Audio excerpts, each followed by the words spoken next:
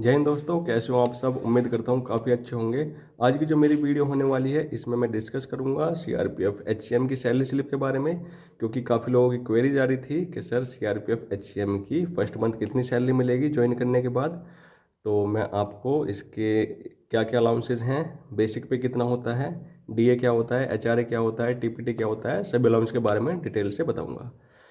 तो जैसे कि आप लोगों ने देखा होगा, किसी भी जॉब का नोटिफिकेशन आउट होता है तो उसमें लिखा रहता है कि लेवल 1, लेवल 2, लेवल 3 या लेवल 4, 5, 6, 7 जो भी है उसमें लेवल लिखा रहता है कि इस पोस्ट के लिए ये लेवल 3 की जॉब है, लेवल 4 की जॉब है।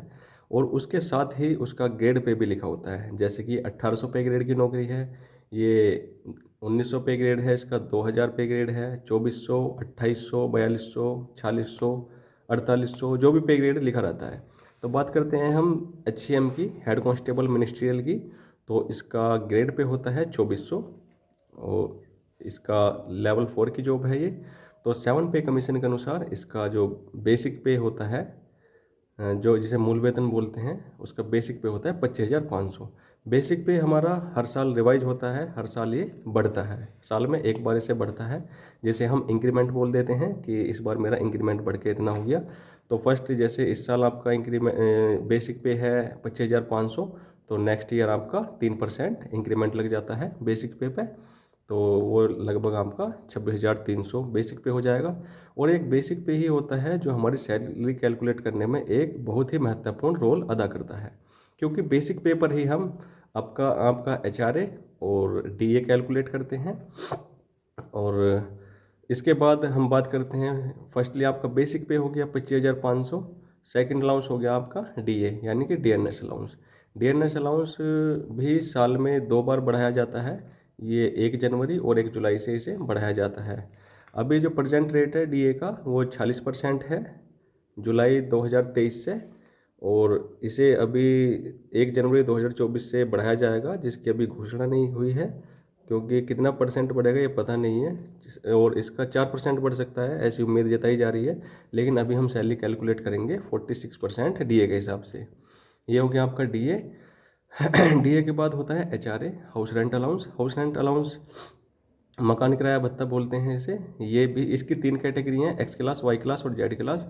अगर आप किसी एक्स क्लास में आपका परमानेंट एड्रेस है, या जैसे कि दिल्ली और मुंबई जैसे बड़े शहरों में, तो आपको 27% एचआरए मिलेगा बेसिक पे का, 25,500 इंटू 27%। और अगर आप वाई क्लास में छोटे शहरों में निवास करते हैं तो आपको 18% एचआरए मिलेगा। अगर आप ग्रामीण क्षेत्र से हैं और ज़्यादा छोटे शहरों में निवास करते हैं, गाँवों में, कस्बों में, तो आपको 9% एचआरए मिलेगा। तो आप एचआरए भी निकाल सकते हैं। इसके लिए मैंने एक वीडियो, एक सैलरी स्लिप निकाली है, ड्राफ्ट सैलरी स्लिप, उसे मैं आपको समझाऊंगा अच्छे से। पहले मैं आपका अलाउंस के बारे में बता देता हूँ कौन कौन से अलाउंस मिलते हैं। तो आपके 3 अलाउंस हो गए, बेसिक पे, डीए, एचआरए। इसके बाद मिलता है आपका टीपीटी यानी कि ट्रांसपोर्ट अलाउंस। इसकी भी 2 कैटेगरी होती हैं। तो फर्स्ट क्लास में आपका 3600 प्लस डीए होता है, जो प्रेजेंट रेट है 3600 इंटू 3600 का जो प्रेजेंट रेट डीए चल रहा है, यानी कि 40%। तो ये भी आपका लगभग 5,500 के लगभग बन जाता है। और सेकंड क्लास के लिए आपका 1800 प्लस 1800 का डीए जो भी प्रेजेंट रेट चल रहा है वो बन जाता है। ये आपका टीपीटी हो गया। उसके बाद आपका राशन मनी मिलता है, यानी कि भोजन आहार भत्ता भत्ता जो होता है खाने के लिए। तो उसका ये वो भी आपका अभी प्रेजेंट रेट 127 रुपये 89 पैसे चल रहा है। ये भी रिवाइज होता रहता है, टाइम टू टाइम बढ़ता रहता है ये भी। और इसके बाद आपका हेयर कटिंग अलाउंस मिलता है 45 रुपीज़। उसके बाद सोप अलाउंस मिलता है, वो भी 45 रुपीज़। उसके बाद रम अलाउंस मिलता है, यानी कि जो कोई पीने वाले हैं, कभी कभी पी लेते हैं, तो उसके लिए भी रम अलाउंस मिलता है। और वो आपका, उसके भी रेट अलग अलग हैं, कहीं 158 रुपये है। और पोस्टिंग के हिसाब से इसे डिस्क्राइब किया गया है, 158, 248 ऐसे रेट है इसके। तो अब हम इसे समझेंगे। एक सैलरी स्लिप निकाली है मैंने, उसकी मदद से आपको समझाता हूँ ताकि आपको अच्छे से समझ में आ जाए। तो चलते हैं सैलरी स्लिप की ओर। तो दोस्तों, जैसे कि आप देख सकते हो, ये आपकी ड्राफ्ट सैलरी स्लिप है एचसीएम की। ये directorate general central reserve police force, NGOs pay slip यानी कि non gazetted official pay slip for the month of, या मंथ लिखा रहता है और यहाँ ईयर। उसके बाद जैसे कि मैंने आपको बताया था, ये लेवल 4 की जॉब है और इसका ग्रेड पे होता है 2400।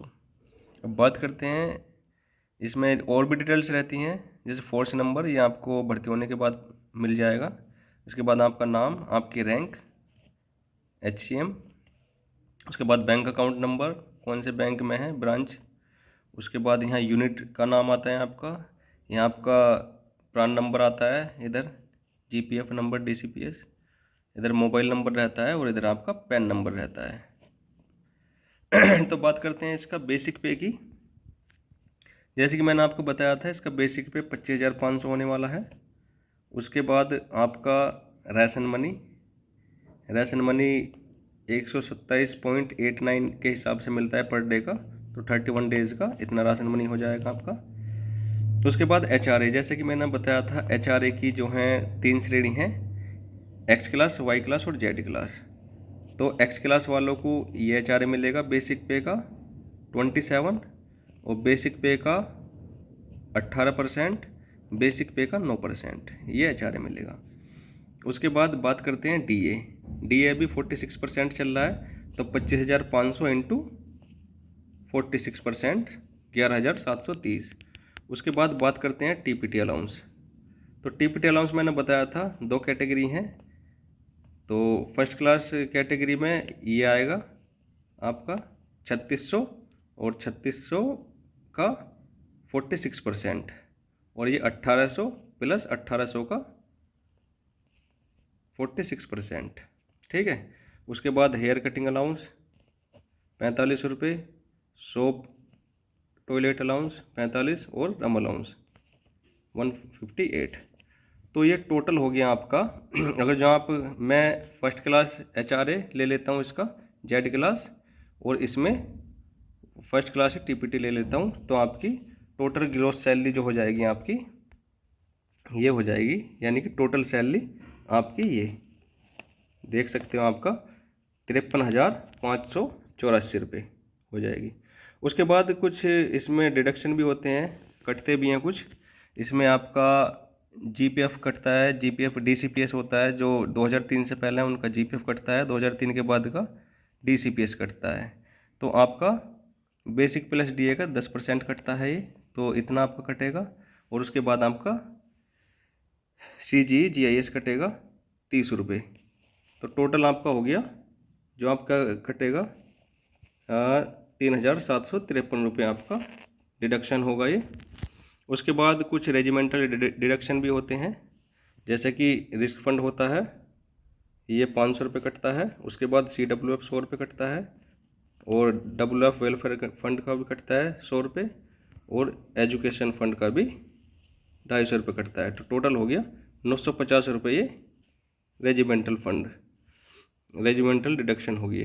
तो टोटल जो आपके डिडक्शन होगा ये, और रेजिमेंटल डिडक्शन ये, तो टोटल डिडक्शन आपका 4,703 रुपये हो जाएगा। अब आपका जो नेट पे आएगा अकाउंट में, वो आपका इतना आएगा 48,881 रुपये, और टोटल पे आपका 53,584, और डिडक्शन होने के बाद आपका ये आएगा।